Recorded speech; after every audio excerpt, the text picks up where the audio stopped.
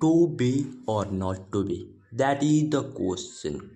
दोस्तों, क्या आप जानते हैं कि ये लाइन इंग्लिश लिटरेचर के सबसे फेमस, सबसे कंफ्यूज्ड और सबसे ट्रैजिक हीरो की है। हेलो एवरीवन, स्वागत है आपका स्टडी एक्सरोज में। एग्जाम का टाइम करीब आ रहा है और कोर 3 पेपर में एक प्ले जो पक्का आएगा वो है विलियम शेक्सपियर का मास्टरपीस हैमलेट।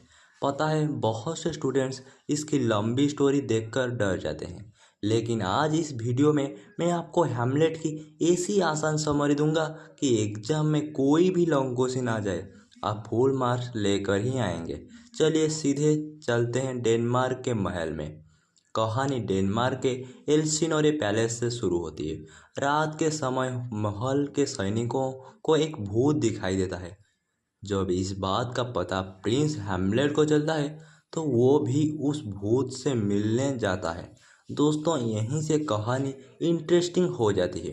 वो भूत कोई और नहीं बल्कि हैमलेट के मरे हुए पिता ओल्ड किंग हैमलेट का भूत होता है। भूत हैमलेट को एक ऐसा सच बताता है जिसे सुनकर उसके पैरों तले जमीन खिसक जाती है। भूतों कहता है कि उसकी मौत नेचुरल नहीं थी, बल्कि उसके अपने भाई क्लाउडियस ने उसके कान में जहर डालकर उसकी हत्या की थी। और सबसे हैरानी की बात यह थी कि किंग के मरने के बाद क्लाउडियस ने क्वीन गेट्रूड से भी शादी कर ली थी। दोस्तों, जरा सोचिए, अगर आपको पता चले कि आपके पिता का कातिल आपके अपने चाचा हैं तो आप पर क्या गुजरेगी। इसी पल हैमलेट अपने पिता की मौत का बदला लेने की कसम खाता है, लेकिन हैमलेट कोई जल्दबाजी करने वाला इंसान नहीं था। वो हर बात को गहरी से सोचता था, इसलिए तुरंत बदला लेना के बजाय वो सच्चाई का पक्का सबूत ढूंढने लगता है। सबको बेवकूफ़ बनाने के लिए वो पागल होने की नाटक करता है। इस दौरान उसका व्यवहार इतना बदल जाता है कि उसकी प्रेमिका ओफेलिया भी परेशान हो जाती है। दोस्तों, यहाँ एक एग्जाम पॉइंट नोट कर लीजिए।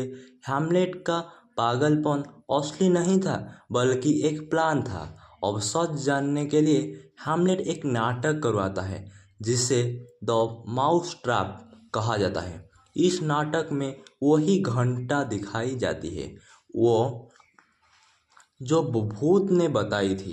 एक राजा के कान में जहर डालकर उसकी हत्या कर दी जाती है। जैसे ही क्लाउडियस ये सीन देखता है, वो घबराकर वहाँ से उठकर चला जाता है। और दोस्तों, इसी मोमेंट पर हैमलेट को यकीन हो जाता है कि उसका चाचा ही असली कातिल है। अब कहानी और भी ट्रेजिक हो जाती है। एक दिन हैमलेट अपनी माँ गेट्रूड से बात कर रहा होता है, तभी उसे पर्दे के पीछे किसी के छुपने होने की आहट सुनाई देती है। वो समझता है कि वहाँ क्लाउडियस छुपा हुआ है और बिना सोचे समझे तलवार चला देता है। लेकिन दोस्तों, यहीं हैमलेट से एक बड़ी गलती हो जाती है। पर्दे के पीछे क्लाउडियस नहीं बल्कि पोलोनियस होता है, जो वही मर जाता है।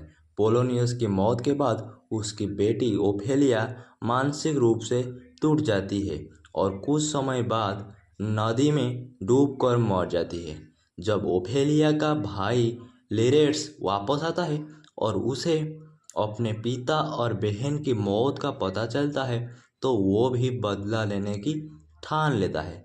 क्लाउडियस इसी गुस्से को फायदा उठाकर लियर्स को हैमलेट के खिलाफ कर देता है। अब आता है कहानी का सबसे रोमांचक और दुखद हिस्सा। क्लाउडियस और लिरेट्स मिलकर हैमलेट को मारने की साजिश रचते हैं। एक फेंसिंग मैच रखा जाता है जहां लिरेट्स की तलवार पर जहर लगा होता है। साथ ही क्लाउडियस एक कप में जहर वाली शराब भी रखता है।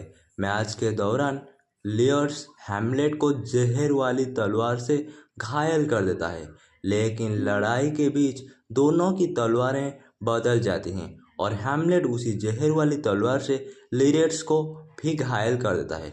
इसी बीच क्वीन गेट्रूड गलती से जहर वाली शराब पी लेती है और मरने लगती है। जब हैमलेट को पूरा सच पता चलता है तो वो गुस्से में क्लाउडियस को मार देता है और उसी जहर की स्वाद चखता है और जो उसने दूसरों के लिए रखा था। थोड़ी देर बाद लियर्स और हैमलेट दोनों भी मर जाते हैं। मरने से पहले हैमलेट अपने दोस्त होराटियो से कहता है कि वो जिंदा रहे और दुनिया को उसकी असली कहानी बताए। तो दोस्तों, ये थी शेक्सपियर की महान ट्रेजेडी हैमलेट की पूरी कहानी। अब एग्जाम के लिए 3 थीम्स हमेशा याद रखिए। रिवेंज यानी कि बदला, हैमलेट से डिले यानी फैसला लेने में देर करना, और अपीयरेंस वर्सेस रियलिटी यानी जो दिखता है वो हमेशा सच नहीं होता। क्लाउडियस एक अच्छा राजा दिखाई देता है लेकिन असल में कातिल होता है। इसी तरह पूरा प्ले हमें दिखाता है कि बदले की आग किस तरह सब कुछ बर्बाद कर देती है। मुझे कमेंट करके ज़रूर बताएं कि आपको हैमलेट, होराटियो, ओफेलिया या लियर्स में से कौन सा कैरेक्टर सबसे ज़्यादा पसंद आया। अगर वीडियो पसंद आए तो लाइक, शेयर और सब्सक्राइब करना मत भूलिए। मिलते हैं अगले वीडियो में एक और इंटरेस्टिंग लिटरेचर टॉपिक के साथ। तब तक के लिए हैप्पी स्टडीइंग।